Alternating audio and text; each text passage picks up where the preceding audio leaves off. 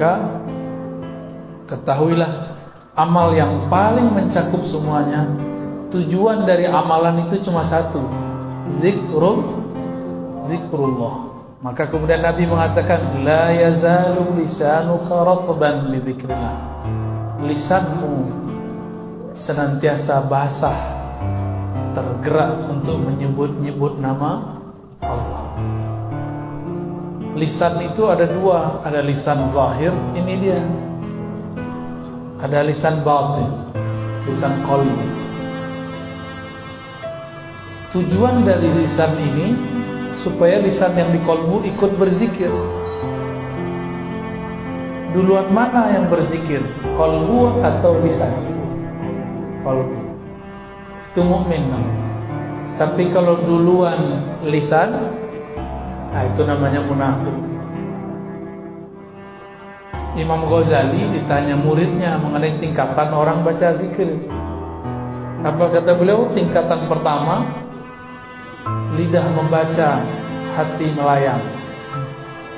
Benar ya? Baca la ilaha illallah, pikiran kemana-mana. Benar. Itu sebenarnya sudah munafik kecil. Karena idza hadatsa kadzaba. Kalau dia berbicara, dia bohong.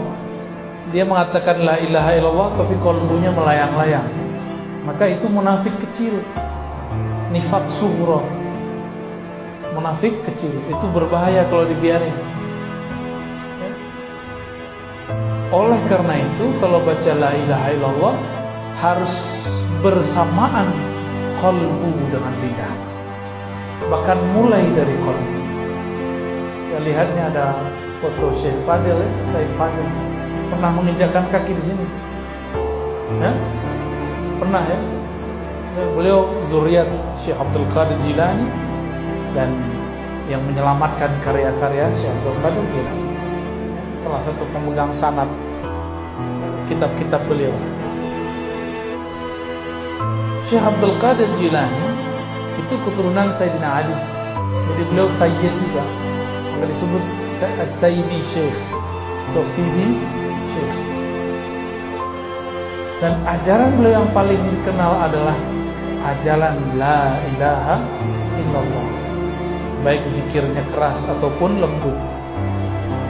Maka sekarang dimanapun di dunia, kalau ada orang zikirnya sedikit keras, la ilaha illallah, itu pasti murid-murid daripada orang yang bersanad bersilsilah kepada Syekh Abdul Qadir Al-Jilani.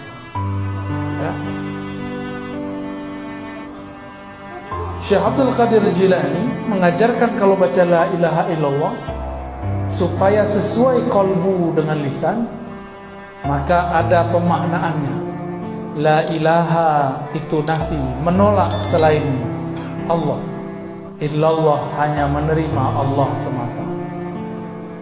Ya. Duluan mana? Menolak atau menerima? Coba buka ayat kursi. Allahu la ilaha illa Allah dulu baru la ilaha illa hu. Allah itu isbat.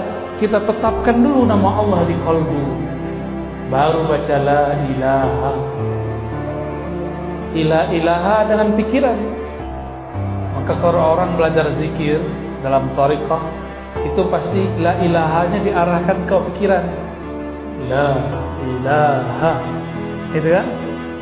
Rahasianya begitu. Karena pikiran ini bisa mikir banyak.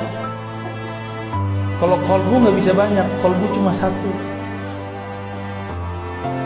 Qalbu hanya mampu memikirkan satu, hanya mampu mengarah kepada satu. Nggak bisa dua. Ya, tidak ada dua qalbu di satu dada, nggak ada. Ya. Nah, ini tips. Jadi kenapa nih kita kalau zikir la ilaha illallah nggak ada rasanya? Karena tidak mengikuti teknik ayat kursi. Nah, ini teknik ayat kursi. Sebelum baca la ilaha illallah, sebut dulu nama Allah di qalbu. Allah, Allah, Allah. Isbatkan dulu, tetapkan dulu nama Allah di qalbu. Baru baca la ilaha, dihunjam lagi ke tempat kolbu yang tadi baca Allah, illallah. Kalau nur ketemu nur, disebut nurun ala nur. Nama Allah itu cahaya. Kita masukin lagi nama Allah, cahaya lagi. Cahaya berlapis-lapis cahaya.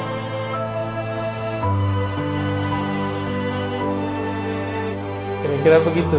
Ini tips supaya berangkat dari zikir munafik menjadi zikir mukmin. Zikir munafik jadi zikir mukmin. Ya.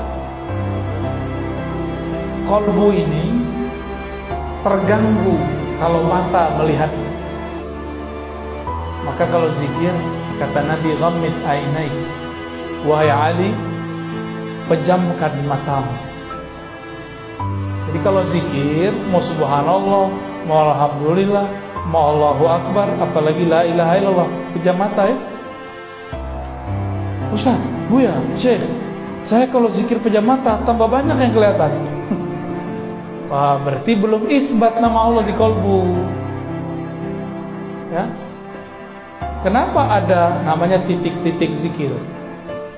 Untuk memfokuskan kolbu, untuk membatasi pikiran yang melayang-layang. Maka ada namanya titik-titik zikrullah.